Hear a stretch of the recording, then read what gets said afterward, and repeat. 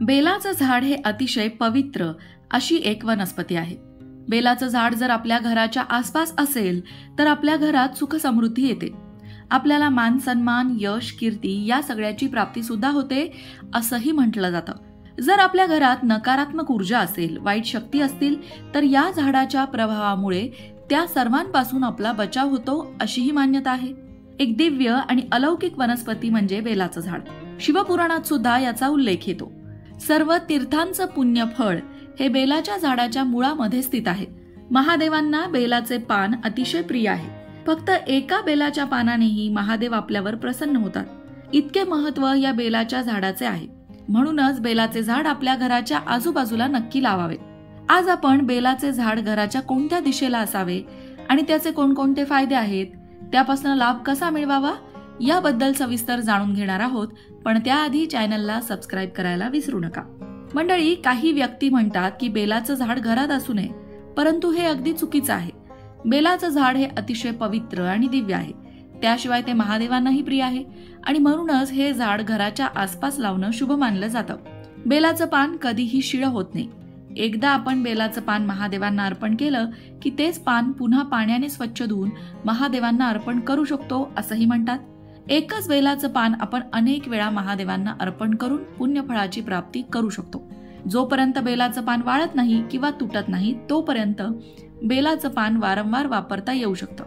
महादेवांना प्रसन्न करून आपली इच्छा, मनोकामना पूर्ण करून घेण्यासाठी बेलाचं पान हे एकमात्र साधन आहे. बेलाच्या झाडाचे पूजन केल्याने काशी यात्रा केल्याचे पुण्य मिळते.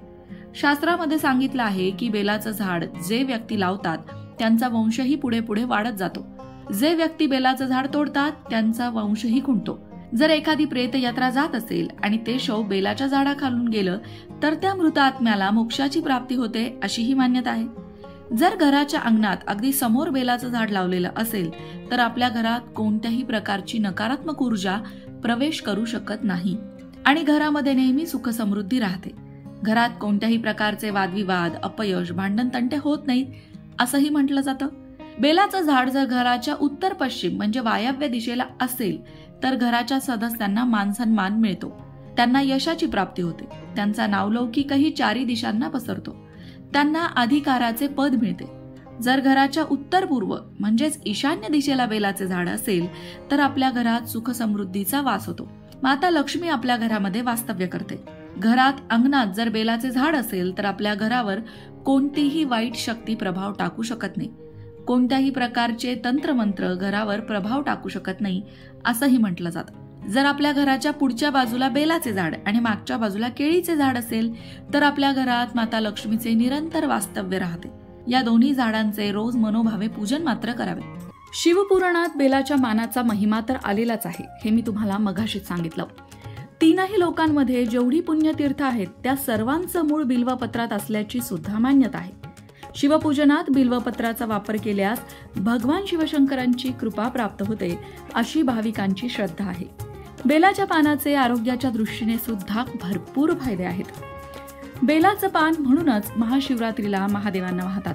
तुम्हाला जर बेलाचं झाड लावायचं असेल तुमच्याकडे तर ते तुम्ही महाशिवरात्रीच्या मुहूर्तावर नक्की लावा. पण बेलाच्या पानाच्या व्यतिरिक्त सुद्धा महादेवांना महाशिवरात्रीला आणखीन एक पान वाहिलं जातं आणि ते म्हणजे धोत्र्याचं पान आणि धोत्र्याचं फळ सुद्धा.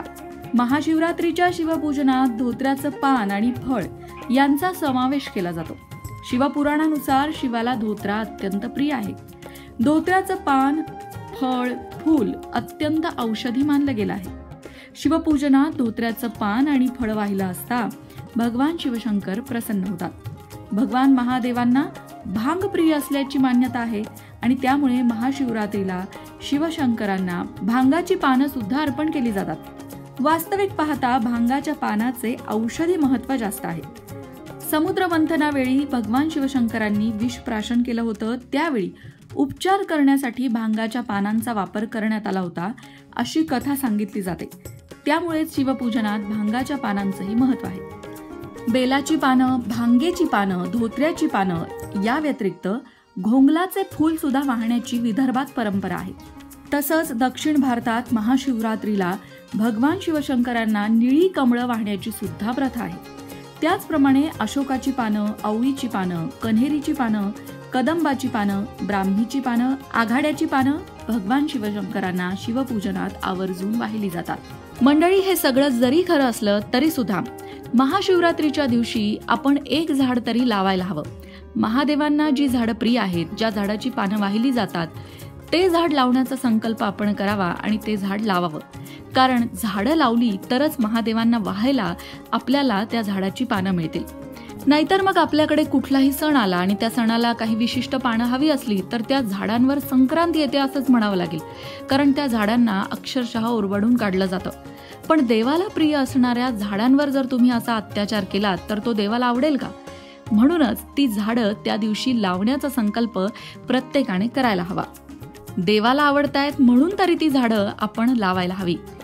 मंडळी, भगवान शिवशंकरांना प्रसन्न करण्यासाठी महाशिवरात्रीच्या दिवशी कधीही शिवलिंगावर तुळशीची पानं अर्पण करू नयेत। तसंच पॅकेटमधलं दूध देखील अर्पण करू नये। शक्यतो थंड दूधच परमेश्वराला अर्पण करावं। त्याबरोबरच भगवान शिवशंकरांना चुकूनही चंपाचे फूल अर्पण करू नये। तांदूळाचा चुरा तो सुद्धा कधीही अर्पण करू नये।